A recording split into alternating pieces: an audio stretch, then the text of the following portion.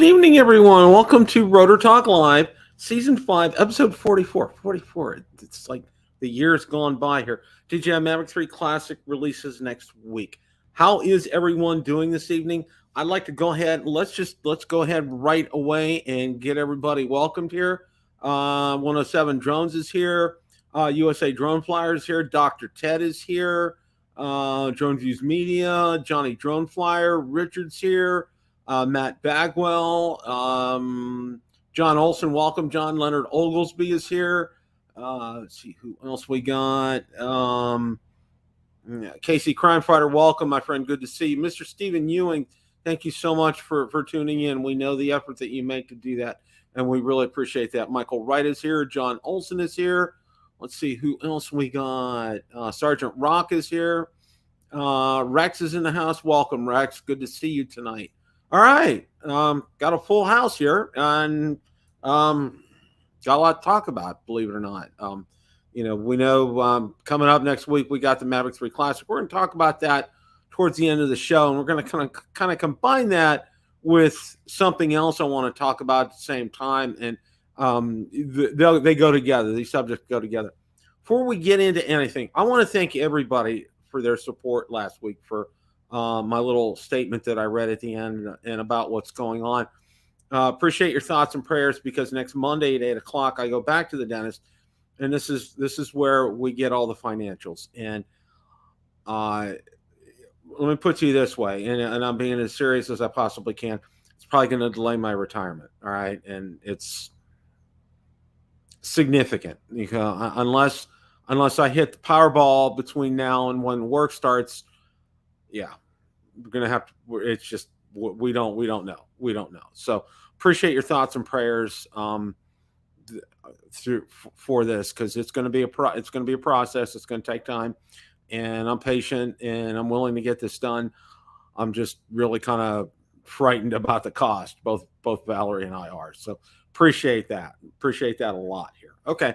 I want to get into the show here tonight, and we do actually have a lot to talk about, believe it or not. Let's see here. I'm going to go ahead and get the first article up here. Okay. The Air 2S is going to be bundled with the DJI RC. We got a picture of that, and there's an article, and let's go ahead. I'm going to go ahead and put that up on the screen here. That's pretty incredible here, and it's actually a leak from I believe it was Deal's Drone. And let's go ahead, and I'm going to go ahead and share that here.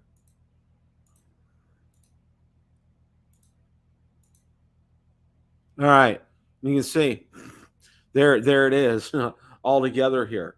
Box packaging of the extremely popular Air 2S drone with a new DJI RC full HD screen remote has surfaced online. The new leak cements recent speculations that DJI's latest remote controller will add compatibility for the Air 2S this month.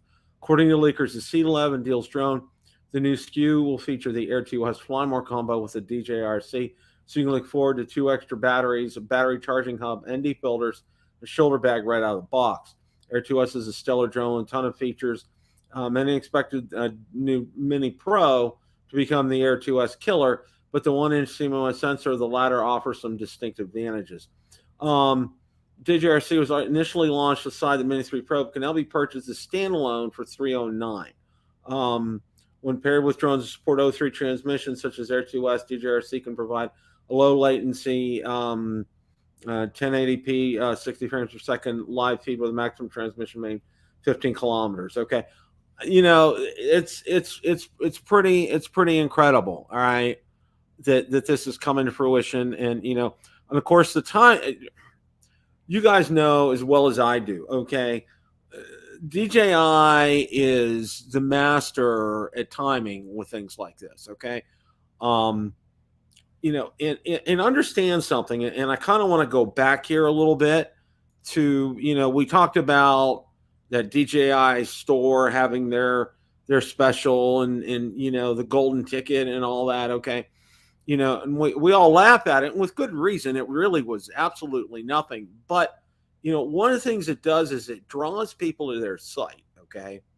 And, there's a lot to be said for getting people to a website with marketing. Marketing has changed so much since I got my business degree back in 1980. Okay.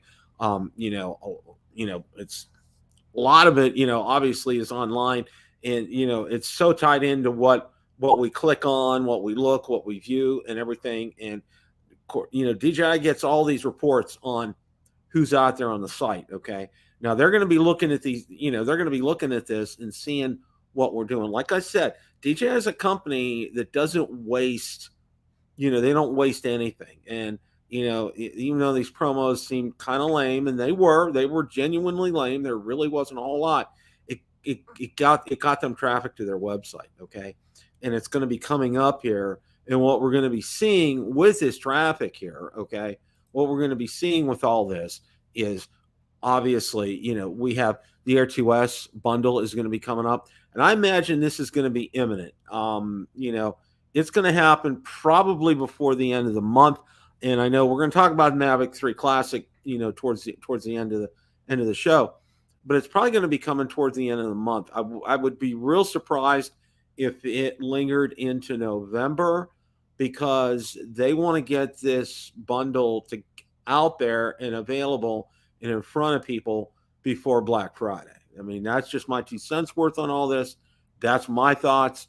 If you guys have any other thoughts on that, let me know. That's what I think. Bill Thomas is in the house. Welcome, Bill. Trini Weeks is in the house. Mark White's here. Captain Ray is here. And I also want to do this. I want to stop right now. Captain Ray, thank you so much. Captain Ray sent me some wonderful stickers from his show and from Johnny and from he and Johnny's show on Wednesday.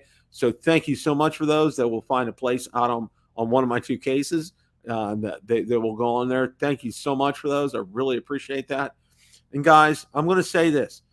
Captain Ray does so much for the drone community. Okay. He always tells me that I do. Okay. Captain Ray does. Okay. And if you're able to get down for the South Florida drone meet on April the 1st, I better remember these dates here. If you can get down for that, do so. I had a blast last year. It was just so much fun. Even though Marcus lost a drone, which was painful, everybody had a good time, and it was great to rub shoulders with everybody. I mean, flying the drones were fun, but, for lack of a better term, the sharing with each other and the getting to know each other. And, we had a nice dinner together, and, the Friday night, we went to, it was really basically a pool hall, but, we had food to eat, drinks, got to talk to everybody, and it was just a wonderful time. So if you guys want to come, you guys can come down at all, please do so. And again, it's April the 1st. And Captain Ray, if you want to drop the link, Ray, if you want to drop the link in the chat, that would be great for the Facebook page, Facebook group, so people can get more information on that.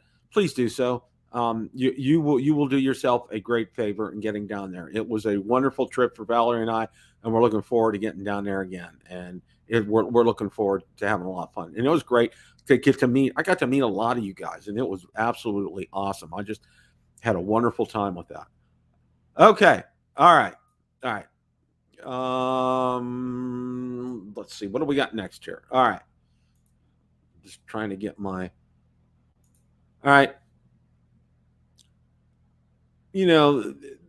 Everybody was talking about DJI and their privacy information and, the federal government. We've talked about that. That's been gone on, being blacklisted and all this kind of stuff because, DJI takes all this information. Well, there was a leak. It was a DJI Aeroscope leak. Now, we're going to take a look at this here, and I want to talk about this for a few minutes. I'm going to go ahead and get this here. Okay.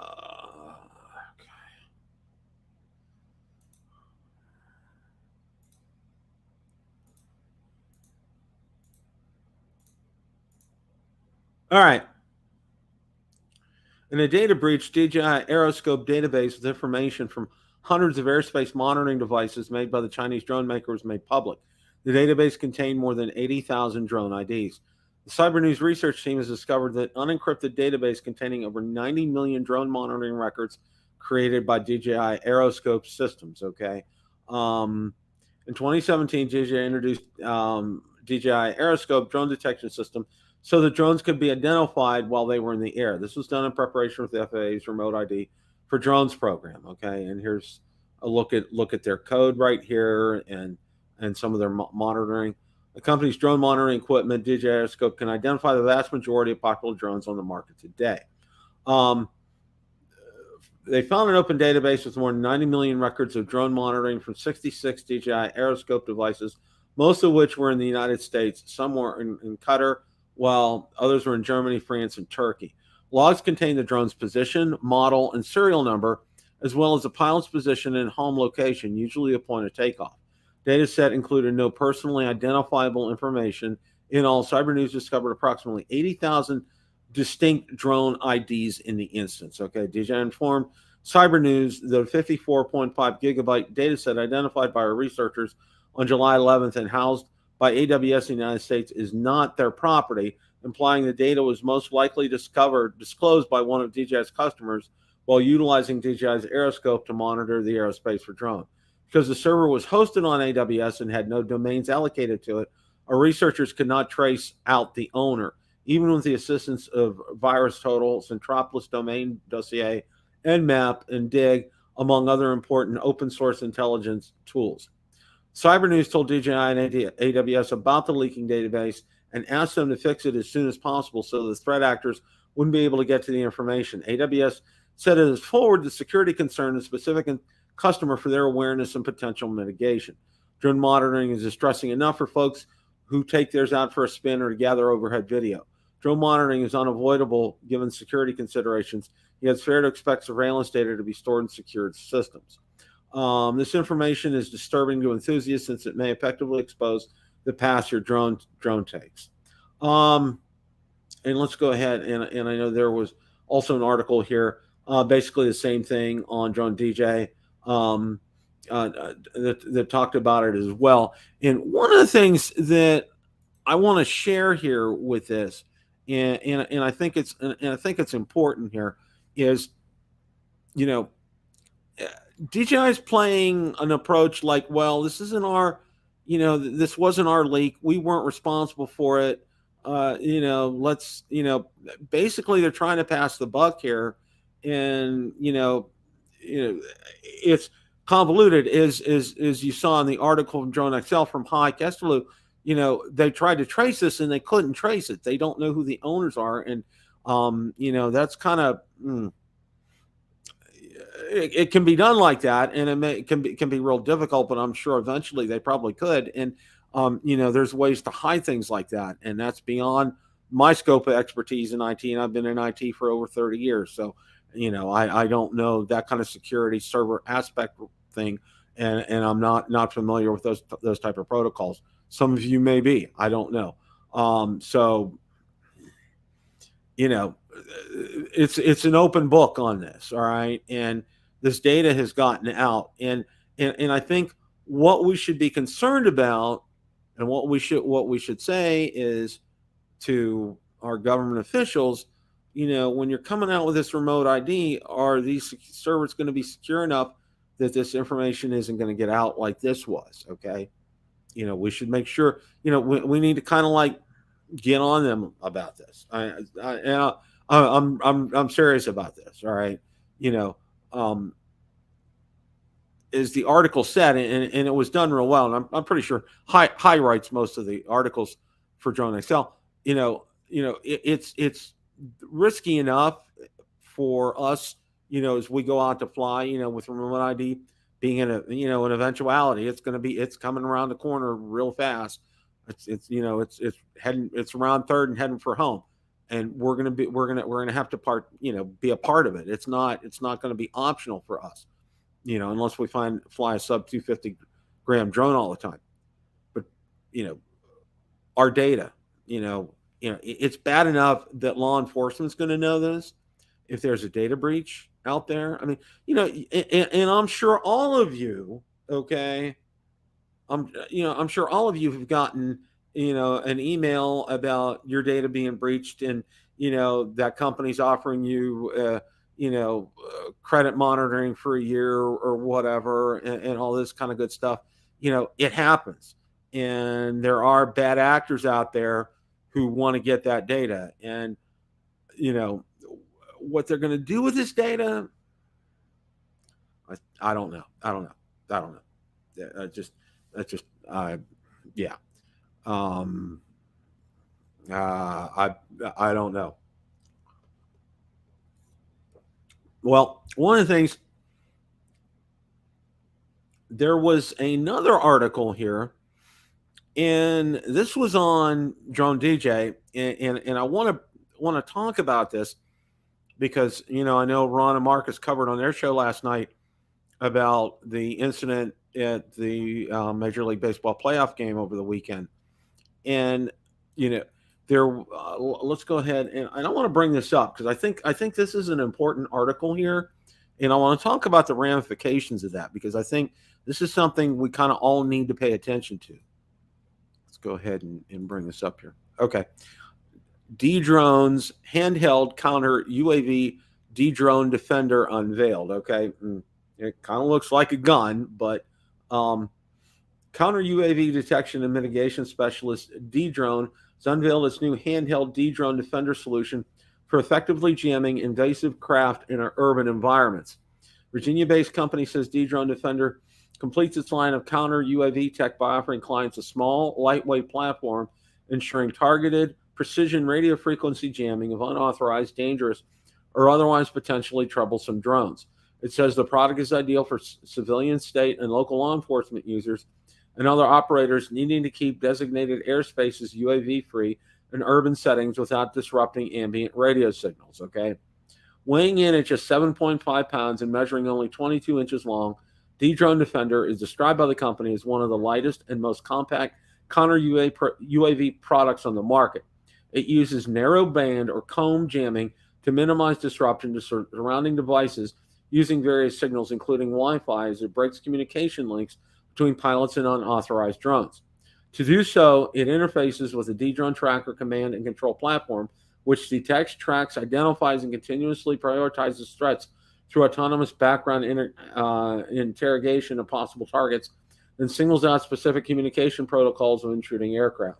Once these have been neutralized, the D-Drone Defender UAV system goes into a pre-programmed safety mode to minimize risk to others and damage to the vehicle. Like the earlier Drone Defender counter UAV system, D-Drone Defender is effective against single drones and swarms alike. It can be operated in traditional handheld mode, supported by a phone-based app, and in the first quarter of next year will also be usable mounted on a tailored positioner for automatic targeting as a pan-tilt jammer. Say the new D-Drone Defender not only provides a sleek, highly transportable anti-UAV assets to users, but is also an effective complement to the company's full range of detection and mitigation devices. Drone Defender is a valuable resource for extreme hostile environments, as proven by our federal and military customers. And announcing a new addition, this extends security to law enforcement as a vital tool and layered defensive approach. It's easy to implement and use for drone mitigation, especially when combined with threat prioritization provided excuse me, by D-Drone Tracker. Our solution library is continuously updated to ensure both Drone Defender and D-Drone Defender are able to mitigate even the newest manufactured and DIY drones. Okay. Wow. Oh, wow. Okay.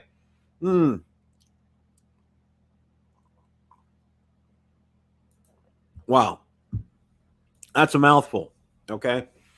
And I'm going to say this right away here. Yeah, Lon, it is. And, I know you do know absolutely everything about drones, but maybe you can learn something too. Why not? That's what we're all here for, aren't we? This was an interesting article in light of the conversation last night on Drone Nation.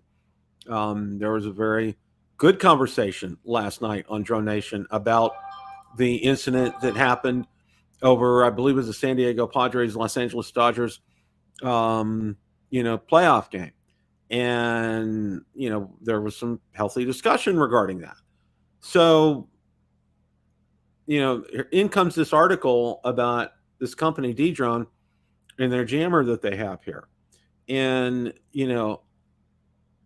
why isn't this employed at ballparks to try to detect these drones and to stop them? Because, it poses a threat. Ron going down to the beach does not pose a threat. Marcus going to the Snake River Canyon does not pose a threat. Okay. Bill going out here in Waimama does not pose a threat. However, welcome, Marcus. Those people that fly over the ballparks, they pose a threat. Okay. The system's ready. It's available. Let's use it. How are you, Marcus? Not too bad, Bill. I've just been flying literally every day, as much as I can every day.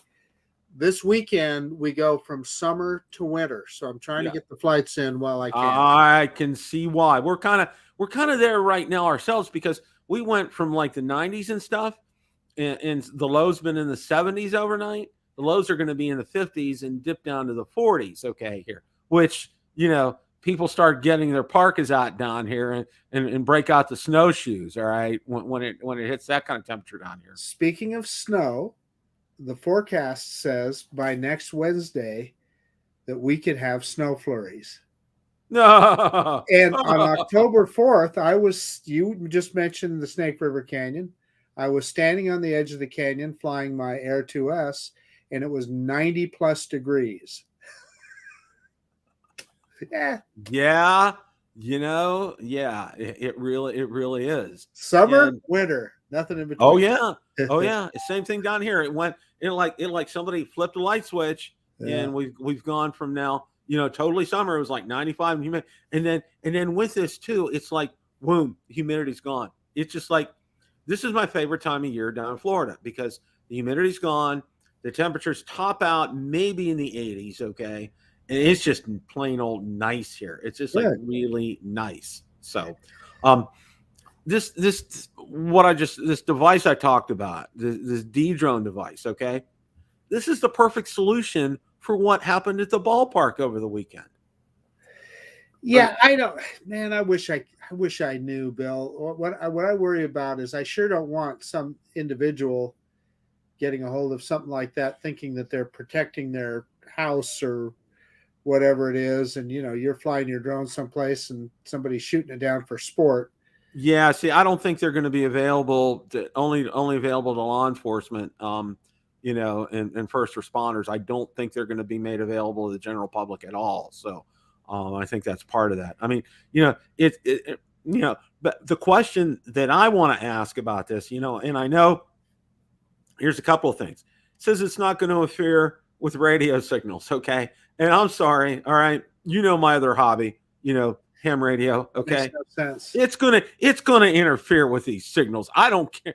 It'll be on there because, my one rig, it's what's called, and I'll give real quick 10-second lesson here. It's an HF rig, okay? And HF is high frequency, or really that, welcome, Ron. It's really, for being able to talk over in Europe or South America or Asia, okay? All right? With these rigs here, okay? It has a spectrum scope on it, so you can see the waterfall and you see everything on there. It's going to show up there as bright as day, okay? And I'm saying this isn't going to affect radios. That's a out and out lie. I can tell you that right now. Okay.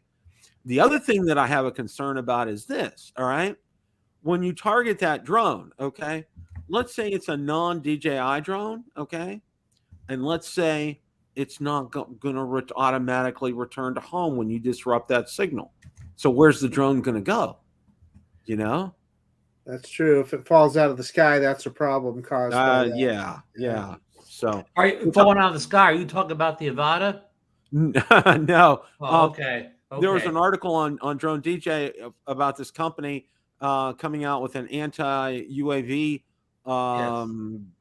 weapon, if you will. It's called Dedrone. Yeah, and it targets them specifically. It can be made handheld, and they're coming out with it like early next year, which seems like an ideal solution for what went on over the weekend with the baseball games, and but who knows? And like I was just telling Marcus, it's like, okay, what if you target a non-DJI drone and they don't have a automatic return to home, or it's not set, and that drone falls out of the sky like a brick?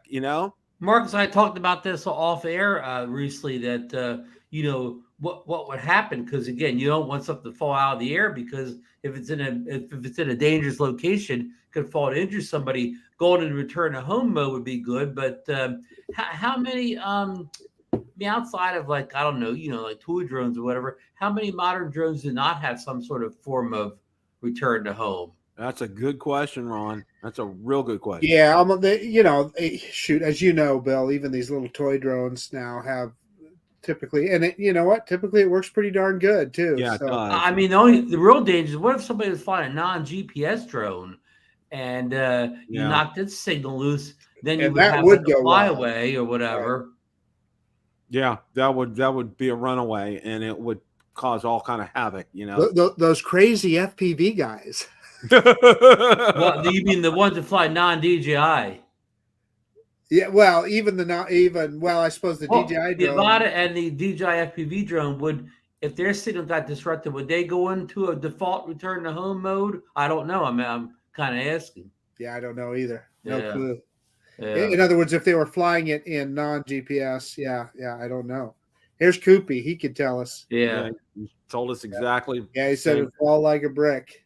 Yeah. That would be more dangerous than letting the drone keep flying, because, as Marcus and I pointed out last night in the show, even though drones showing up at sporting events is becoming almost a weekly thing, none of his stories end with the drone crashed and injured or destroyed any property or did any damage whatsoever. I mean, I know people have these science fiction dreams of these consumer drones flying in with carrying bombs and blowing up a stadium like that Black Sunday movie from the 70s. But I mean, I'm not saying it's not possible, but it hasn't even remotely come close to happening. The only one I can remember, Ron, is, I don't know if you guys will remember, way back the GoPro Karma. There was one of those in a stadium, and I don't even remember where it was, but it hit like a netting or something and fell down. And so that'll tell you how long ago that was. And but I don't think it hit anybody, and I don't think it hurt anybody. And so that's kind of my point. Listen, I'm not saying that we should be flying in stadiums, but I'm saying it's never hurt anybody. Now, the bad thing is it stops the game, etc. Bill, I mentioned this last night on the Drone Nation show. Bill and Kyle have put on his Twitter feed that DJI should put geofencing around all the ballparks to prevent this from happening. But people came up with some cons for that solution. Yeah, that could be real problematic. Yeah, I disagree with that. Because and for instance, and I know, our good friend Johnny Alfonso, he flies over that empty stadium.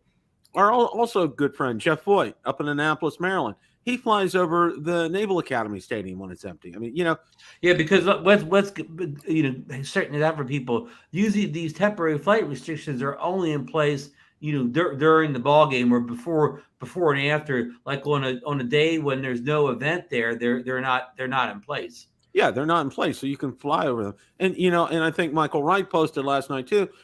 He gets permission to do it. He flew over Texas Stadium. So so I don't know this answer, but when there is a TFR over an area, does the DJI software come and go? In other words, does it stop you only for that period of time and then it goes away? Or when DJI puts up a no-fly zone on their drone or an area that you have to get permission, is that all the time? Good question. I can't answer that. I'm not sure. I'm sure people in the chat probably know. Lon Dennard knows, I guarantee you. Well, I'm sure he does. I put you on the spot, Lon. Well, all this being said, it's kind of like, because and I go back and I think about that football playoff game last year.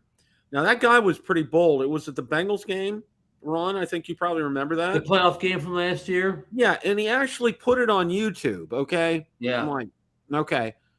He's just like, he was like begging to be caught. He wanted something 15 minutes of fame more than he was concerned about doing any time. Yeah. Well, I'll go you one better. The guy that flew into the police situation in Southern California, was it last year or the year before, and hit the police helicopter? Yeah, I mean, yeah. You know, a lot of times these guys, they're not the sharpest pencil in the pack. Yeah, and then there was one in New Jersey. It was a Phantom 4. It hit a Army helicopter. They recovered the Phantom 4. It had the serial number on it, and On they the traced motor. it back to the guy. You know, it's like, you know, people think they're going to get away with stuff, and they're not. Okay, it's just, you know, there's no easy answer for this. There really isn't, and I wish there was. I mean, I wish it was, but there's not. I mean, you know, it's like, you know, you think about trying to regulate this, which you can to a certain degree. Okay, and people are wondering why, you know.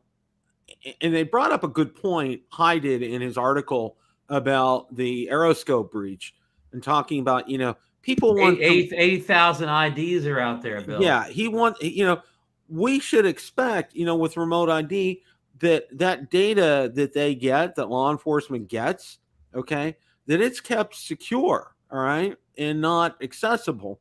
But both of you know as well as I do, you know, pretty soon, you know, maybe a couple months down later, you'll get an email from the FAA, you know, your data has been breached and da-da-da and all this crap, you know. So it's like, who knows? But I'll say another thing on the other hand, okay? Everybody's going to see that Ron flies over the beach down at Margate. Everybody's going to see that Marcus flies over Heroes Park or the Snake River Canyon, okay? Everybody's going to see Bill flies in Wimauma, Florida. Okay. You know what, you know, really that kind of information is really inconsequential. Okay. Yeah. And it's not going to have Social Security, birth date. Right. We were saying that they have just kind of stuff you could just Google search and find out about people. If somebody Google hard enough, they could find out, like, you know, your name, your address, probably your phone number, whatever. So, but here's the thing I'm saying with the data breach. So, okay, what if the nefarious person is going to fly over the stadium? What if they somehow attach my data to the drone they're using? So when the drone's identified, it's linked to me because somehow they registered the drone under my name and address and phone number. Okay, Ron, I'll go you one better. I have thought about that when I sell a used drone. Right? You just sell it. What, you know, yeah, I mean, obviously I pull my sticker off of it when I sell it, but somebody, they don't even register it, and they go fly someplace and get in trouble, and they go back to the manufacturer. The first person that registered it was you or whatever, and you know, heck, then you're having to prove that you sold it. Who'd you sell it to? Well, I don't know who he was. He was on Facebook, you know. And what if you met somebody at the park and they gave you, you know, $500 in cash? You got no receipt, no bill of sale, no proof of this at all. You don't even know the person's name outside. They were 1, 2, 3, 4, 5, 6 at Gmail, you know, as their handle or whatever. Yeah, and for God's sakes, Ron, for that matter, I mean, I've sold cars and stuff to private individuals. I don't know who they are the day after they buy it, right? I mean, you know, all I know is I got the money, you know. Right. Well, okay. Koopy brings up a real good point here. Media should stop giving these drone events at the stadium so much attention. It's part of the problem. The drone flyers in the stadium shouldn't get a TV audience. Thank you, John. That's just John hit the nail on the head with this. Okay. You know, everybody wants their 15 minutes of fame. Okay. They're getting a lot of fame by doing this, and it's the wrong thing to do. Bill, you remember this from a low tech thing back in the 70s. The fad pulled up the people jumping over the stadiums and run on the fields at football and baseball games. Bill, in fact, they even had streakers at one point. But remember, to stop that, they don't show on the camera anymore when they run across the field. Hey, so Lon is making a point about your FAA registration number. And I agree with you, Lon, except that the thing that Bill just talked about, where the guy, you know, a military helicopter hit his Phantom, and they pulled the serial number off of the motor, and they tracked it through his registration with DJI when he registered the drone. So, I mean, you have a good point. But I'm just saying that I still think they could do it with the registration of nice the drone. Is you have to find the drone DJI. pieces, and Yeah. He said You if were they the last register one to register it. Yeah. that's true. Okay, if the person doesn't register a drone, right? Yeah, I see. Okay, so you sell them an over 250-gram drone. They never register it at Right. all with anybody. Right. So it still belongs to you as far as maybe law enforcement is concerned. Yeah. How do they? Well, and how would they know any different? I mean, they wouldn't know any different either, right? So Mhm. yeah. Yeah. Anyway, just a few thoughts to scare you a little bit. Yeah. Of course, you know, one thing you have going for you nowadays, if they say you were flying at the, whatever ballpark it was, in New Jersey, and you're in a different state, your phone's GPS could show that you weren't there. I didn't mean to, but Mark White Right. is making a really good point Right. there too, as well. He tried to re-register his, and DJI told him, said, "No, it's always just registered to the first person that bought it." So there you go. Yeah, that's not good. Yeah. Well, we all know that the Mavic 3 Classic is coming out next week, and The 27th. on the 27th, and or for $1,399, $1,400. But I saw some things on some forums today in some groups, and I wanted to talk about this with you guys, and I wanted to get your input on this. Okay, is it really the DJI Air 3S? Okay, is this something that is DJI just going to say goodbye to the Air series? And because with this Mavic 3 Classic, okay, and both of and I'm sure you're on board with this, okay, that camera is really what could be on an Air 3S. And I want to hear your thoughts. I believe you're right, Bill. I think that there isn't going to be an Air 3, and there's precedent, right? Because remember, after the original DJI Air, they just kind of let it fall by the wayside, and we had the Mavic 2 Zoom and Pro, then the Air 2 was a big surprise when they announced an Air 2, right? And, yeah, it was. So I think they could easily just let it fall by the wayside. Yeah, I want to back up what Marcus is saying. When this Classic 3 releases or whatever, I think it'll do very well. At that point, I think the Air series can go into mothballs again for another year and a half before they reinvent it. By that time, they'll probably have some kind of a technology they can add to it that'll give it a leg up even on the Mavic 3 series. Because Mark, remember when the Air 2 came out, especially the Air 2S, it had a leg up on the Mavic 2 Pro series because it had the 60 frames per second and 4K. It had a couple things that made it a little more. Well, the digital zoom, remember, Ron? Yeah. So it had a few things that made it more desirable. So I think, Marcus, they're, like you said, they'll table that Air 3 for a while until they can put a few things into it that kind of give it a leg up on the Mavic 3 series. Okay, Lon says Mavic 3 Classic is a Mavic 3 Classic. The Air 3 will have a vertical camera, 1-inch sensor, and variable aperture. Could be. Yeah. That's food for thought. I'm glad, Lon, you're contributing to this. This is great. And the variable aperture, of course, is already on the. Hopefully, it's on the Mavic 3 Classic. It's already on the Mavic 3. Hey, listen, you guys. I know better than to tell Lon he's wrong. And I don't know how big of a hit that the vertical camera is on the Mini 3 Pro. I mean, I know it gets a lot of talk. I don't know, I don't know how used it really is, but let's go with Lon's theory, guys. Say that drone comes out, in the next 6 months, Mavic Air 3 with variable aperture and the vertical video. Now, who's jumping in line to get that drone? Are you, Marcus, Bill? Are you stand in line to get that number thing? One, the vertical videos, I can already do that in the Mini 3 Pro. Okay. Yeah. So if that's an appeal for me, that's going to be a moot point.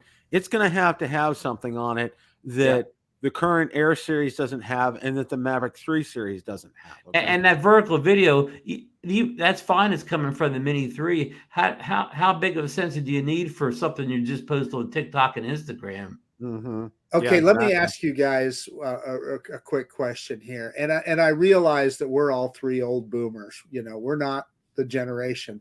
However, with the Mini 3 Pro, other than just trying it to see if it works, have you ever used the vertical video for anything? No, I've have taken a picture or two with the vertical. I've used it more for photos than I have video, Marcus. Well, Yeah, okay, I'll buy that, Ron. So, for instance, if you're looking at a tall, skinny structure or something, I could see where that would that you could use it. But the use case is pretty thin, isn't it? And at least for me. And I mean, I will not run out and buy an Air 3 because it adds vertical video to it. It's got to bring something more to the table. Yeah. Well, keep in mind too, and this is before you guys join me, we talked about the Air 2S, with the DJI RC coming out, which I'm saying it's going to be imminent. It's just something that's going to happen. And, and I'm thinking it's going to happen before November hits. That's going to keep interest in the Air series. I've lost track. Which drone, Bill, are you talking about now? The Air 2S with the DJI RC bundle. Oh yeah. Hey, and to answer Brad Henderson's question real quick, you have up on the chat here, Brad. That would be the next consumer drone. That will be the Mini 3 SE. Mini 3 SE. SE, yes, I agree. Another good comment is Geeksvana is talking. He's saying that 30% of his production clients are asking for vertical video. So there you go. Just because it's nothing that is important to us doesn't mean that it's not important to a big audience out there. And welcome, Sean. Thank you for stopping in today. And that's a good point. It's DJI is going where the money is, and that's a good thing that Lon raised that point as well too. Because for us, thank you, Bob Dempsey, for the old farts group. We're all part of that. We're not the TikTok generation. We're not I use Instagram, but I use it to help more convey messages. I don't really use it I put pictures out there, but I use it to, get people, to look at the channel and those kind of things, and the only other vertical video I even think about using is I do YouTube Shorts because, and if you guys know, YouTube Shorts are now monetized. Okay. They weren't earlier. And I'm going to get back and I'm going to start doing some of them because they're monetized. I mean, it's like, why not? I've gotten some views with them. I did some tests with it. I'm going to go back. I'm going to just do some because little snippets of information, a little snip of a flight, get you some views, which will always help drive traffic to the channel, which is a good thing. So yeah, the vertical video is not, normally for us three, that's not a part of our workflow. Okay. We don't really, unless we're like flying downtown and taking pictures of tall buildings or tall structures, vertical video isn't really, our bag kind of a thing. Yeah. Well, Matty is making a point. He says the Air 2S will be relevant for a while, and I think it will. I will still say to this day, the Air 2S is the second best consumer drone that I own. The only one that's better is the Mavic 3. So yeah, it is a very capable product. It is not even close to being obsolete, not even close. But there's a lot of people here that are making good points. Mark White is talking about real estate, advertising companies. If they're on Facebook, they're using vertical video. Those are all great points. Yeah, but again, we don't know how big of DJI's market for consumer drones is what we'll call them the enterprise, the pro market. I know for a company like Apple, people used to get an Apple because they didn't make enough enterprise stuff, but they were such a small smidgen of their customers that they didn't cater releases around to them. And I don't know how important it is for DJI to cater. I know they have their enterprise series drones, but to cater their consumer drones around the needs of the enterprise market. I don't know those numbers. We'll never know those numbers. They're a private company. Puts out a good comment here. There's no way DJI is going to pass up a consumer drone release in the spring or summer, and I agree with him 100%. Well, that could easily be a Mini 4. DJI, no drone gets released faster than the Mini series. Yeah, right, they get them. Ron, that's a great point because they've been cranking them out left and right. Okay, notice how long it took to go from the Mavic 2 Zoom and Pro to the Mavic 3. That was out almost 4 years. Okay, that was a long time.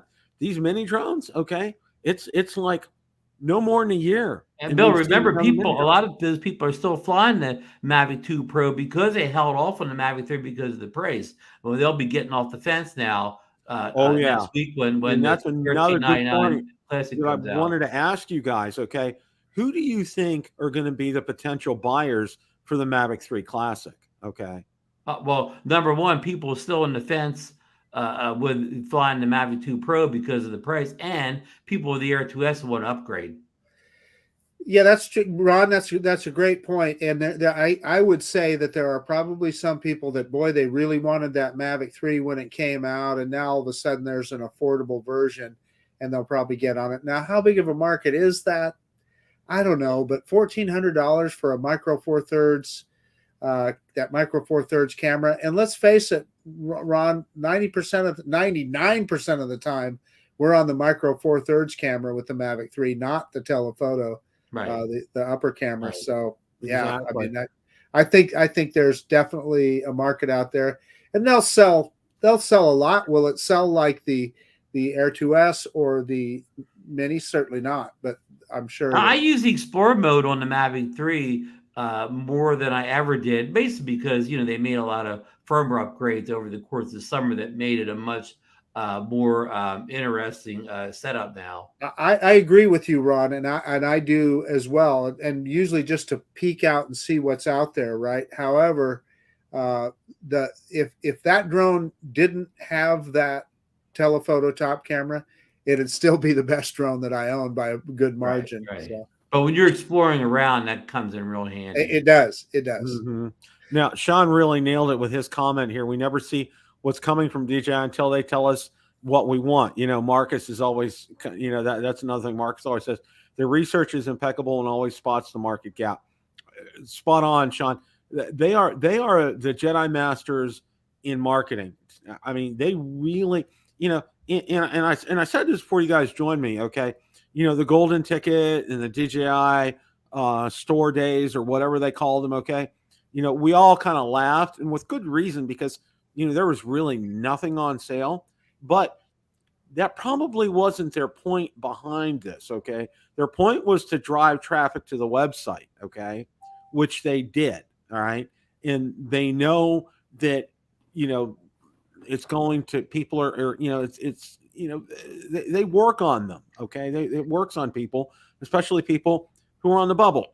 Somebody with a Mavic 2 Pro wanted to consider upgrading, and then boom, the Mavic 3 Classic is going to hit. Or, these people on the fence about having a Mini and wanting to upgrade to maybe an Air 2S or something like this. Yeah. And they see things and then boom, they're really smart. They really do a great job. But were they smart when they knew people wanted, or maybe they didn't know, people wanted a mini drone with a better camera, and they all beat them to the punch with the Nano Plus with a high resolution camera. Sort of.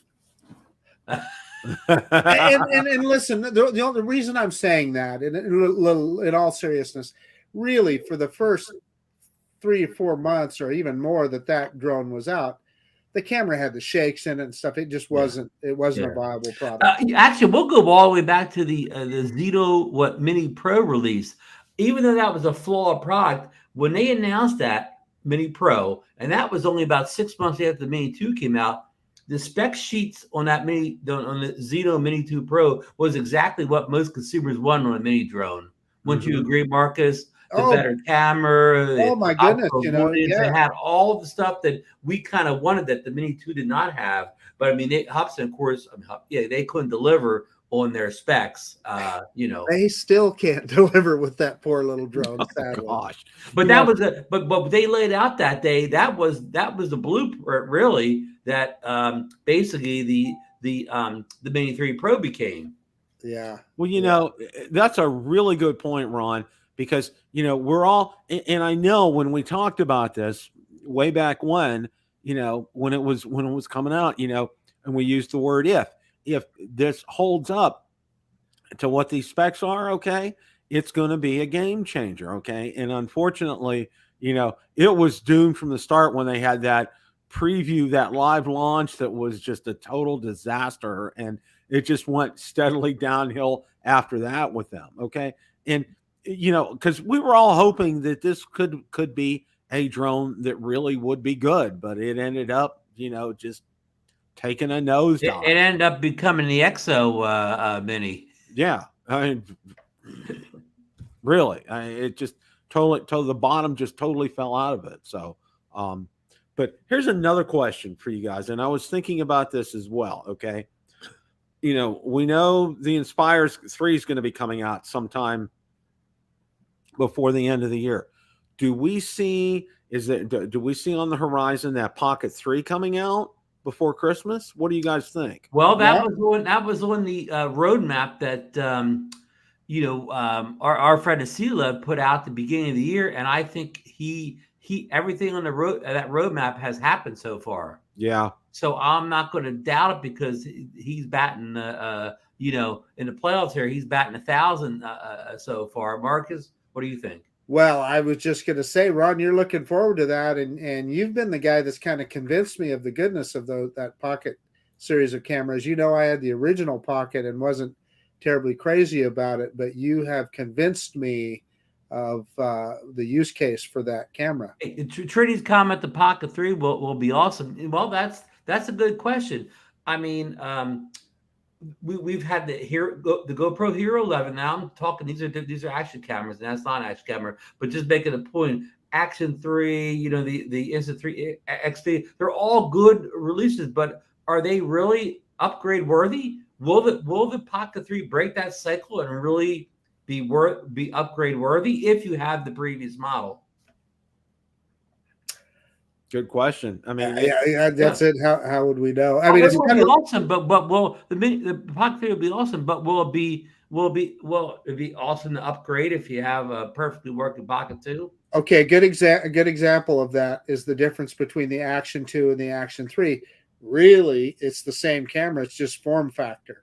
Really, that's the difference between those two cameras is form factor. So. Yeah. I mean, Trinity says it's going to get the 1-inch sensor. Well, we heard the Hero 11 was going to get the 1-inch sensor. Did we lose Ron? Ron's a little frozen there right now. Yeah. Yeah. That's a good point about that sensor. For me, my big thing about it, okay, believe it or not, I know they harped on it when the first Pocket came out, was the sound. Okay. And recording the sound from that. That was a real problem area with they have way improved that. Yeah. The Pocket 2 was like light years ahead of that. Well, just the microphones, I can tell you on the Action 2 are phenomenal. I'm always stunned when I don't want to get the mic out and I just use the Action 2. And if in a no-wind situation, if you get, and even it even handles moderate wind pretty well. But the fidelity of those microphones on that little camera are kind of insane. Yeah. And that's why I'm really hoping, I think hopefully Ron will rejoin us here.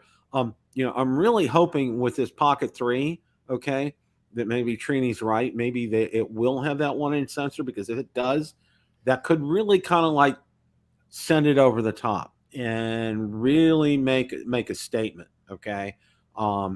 Because when the Pocket first came out, I was very intrigued by it.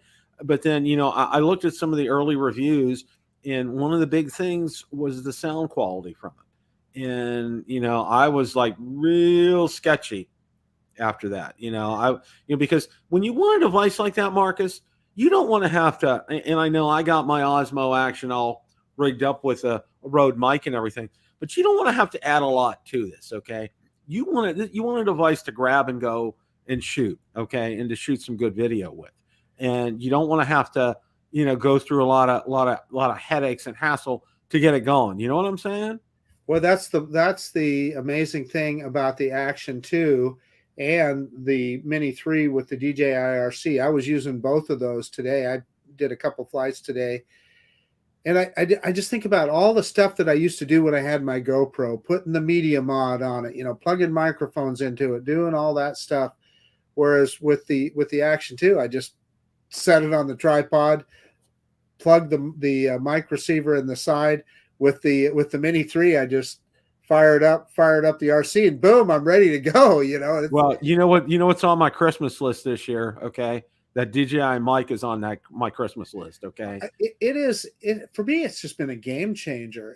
I had the Hollyland system that I liked, but the difference with the Mavic or the DJI mic system is that you can choose to record just to the mic itself. You don't even need to use the receivers if you don't feel like it. You just record to the mic, you upload that file, and then when you're editing, you just synchronize it with the audio off the camera. Boom. Yeah, that's just wow. The DJI mic has changed my workflow greatly, and to the good, of course, or whatever. It's really been a revolutionary device for me since I picked it up. You agree, Marcus? I absolutely agree. It's been it's just a phenomenal little piece of tech. Yeah. And I went out today to explore some beach erosion down in Wildwood. And I had a drone with me, but for the B-roll, all I did was take my new Osmo Mobile 6, which is somewhere around here, and the DJI mic, and I got all the B-roll on the ground just with those two devices. And the setup was simpler than getting out my action cameras, because then you have to put the on the GoPro, you have to put the case on and get the mic. The media mod, yeah. Man, it just slaps on that phone. The gimbal perfectly balances the phone with the transmitter on the end of whatever. It was the perfect, easy, on-the-go vlogger setup. Hey, I just need to say thank you, Captain Ray. You're a good friend. I appreciate that. Yes, thank you, Captain Ray. You complimented all of us. Yeah. Ron, I got a question for you. Baseball, okay? All right. Who are the Phillies playing? They're not playing the Pirates. Right. Oh, I know that. They're playing the San Diego Padres tonight, Bill. Okay, what's your prediction? Well, just for this game or the series? For the series. Well, I guess we got to go with the Phillies. They won. Well, actually, I think they were the worst team the worst playoff team nationally. They had 87 wins, and the Padres had 89. But I'm sure glad we're not playing the 111 win Dodgers tonight. Oh yeah, it's I don't know if you heard, and this was funny. I saw a clip of this today. The manager of the Dodgers, I don't know how long ago, I think before the playoffs started, he was on Dan Patrick's show. And he told Dan Patrick, yeah, we're going to win the World Series. Of course we are. Oh. And they get ousted by the Padres. Well, of course, even if you were on the worst team in the playoffs, you still wouldn't say you're not going to win. Yeah. So yeah. So and how about the Steelers? You were pretty down on the Steelers last week, but they redeemed themselves this week with a big comeback. Well, let me put it to you this way, okay? They talk about rubber bands and duct tape and everything. That's how they won that game on Sunday. It was rubber bands and duct tape. You know what they say, though? A win's a win, Bill. Win is a win. That's true. That's very true. So, any closing thoughts, Marcus? Yeah, like we talked about it a little bit yesterday on Drone Nation. We are in the perfect flying season right now in fall. And Ron, just before you got on, I was just telling Bill, by this weekend, we're going to be in the cold, wintry weather again. So, I've just been rushing out to fly as much as I can. I put a couple batteries through the Mini 3 today, and tomorrow I'm going to take that Fimi X8 SE out and do some more flying with it. And until good weather is going to last here until Friday. So I'm trying to make a plan for every day to get out and fly as much as I can. Good. Maximize that good weather. How about you, Ron? I was flying today. It wasn't that great in the morning, but it was like in the low 50s, but it's still better than winter because actually the ocean's still warm. So the breeze coming off the ocean was actually warmer than what was coming in the land. So I've been flying a lot, Bill. I've got a comparison. I'm going to do a Mini 2 versus Mini 3 comparison video. I've got all filmed. I got to get it edited. And I had the Nano along with me. So I got a little bonus that got the Nano in there too to see how it stacked up against those guys. So that'll be coming out in the near future. You just reminded me of something, Ron. You remember you were telling me about your Nano, how you did the precision landing with it? Yes. When I was flying it yesterday, the video I just published today, I flew that yesterday, and God, I was all excited. I thought, oh man, I'm going to see if I can get a precision landing like Ron. And I had the landing pad on a little picnic table there and so forth. And then I remembered as I was coming back, no, my bottom sensors aren't working right. And sure enough, when it came back, it gave me unsafe to land, and then the sensors blowing up, and That's a shame. Bill, Yeah, well, anyway, I'm just saying, Yeah. I was so excited that Ron got a good landing. I'm Yeah. going to see if I can too. Bill, I was telling Marcus, I had no idea whether the Nano had precision landing or not, and it came back, and it was even on the screen. It was talking about making adjustments, so when it came down and landed perfectly, just like as good as I've ever seen a drone land on precision landing, and we're telling you the whole time, and you can see it adjusting. It was, I mean, I knocked the Nano for some things, but I don't know if he can ever do it again, but it sure did it good the other day. Yeah. So, well, one of the things that I wanted to, I know I dropped in some comments, and our good friend, and I know Marcus knows him, Richard.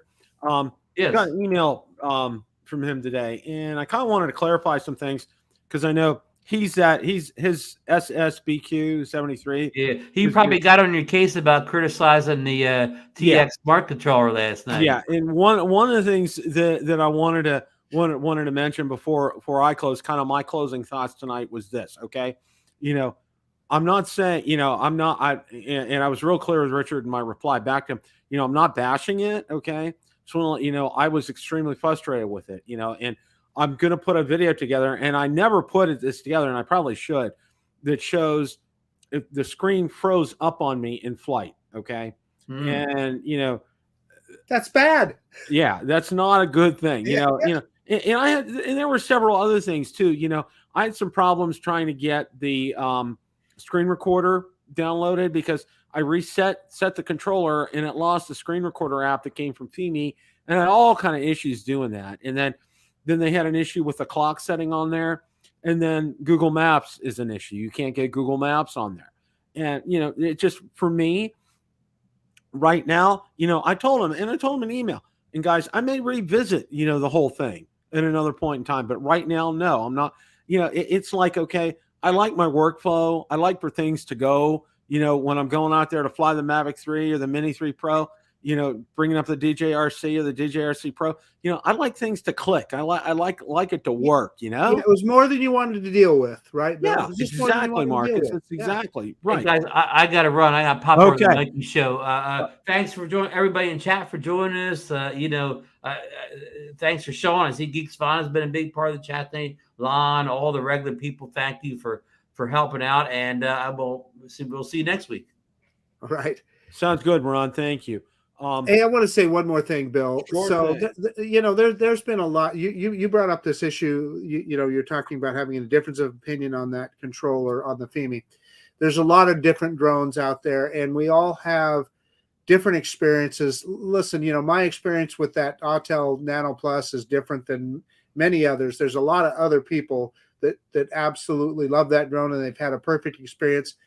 It's not that I'm right and they're wrong, and it's not that they're right or not. I mean, it's just, we have the right to have different opinions, and we all need to just respect each other's opinions and understand that we all may have different experiences with the same product. So, let's just I've seen a lot of people throwing a few slings and arrows lately. What does that do for us? It doesn't nothing. Exactly. Does absolutely nothing. There's no need to go over things like that. Okay. It's like, okay, we're all here for one purpose. We all enjoy drones. We all want to have fun with them, and we all enjoy hanging out together, and that's the bottom line. Let me also say this too. My son-in-law is enjoying his Fimi. Okay. He's having the one that I got. It's been working great, Bill. That may be in my wheelhouse, Marcus. I'm really considering that. So, want to thank everybody for tuning in tonight. Your great comments, and I want to thank those that come over to us, like Sean Geeks Fauna, our good friend Stephen Ewing. Okay, they're over in the UK. I mean, you guys are real troopers, and thank you guys so much, because it's an effort, and we know that, and we really appreciate that, both at Drone Nation and here on Rotor Talk Live. So all you guys, take care. Remember, it's a great day to fly. See you later.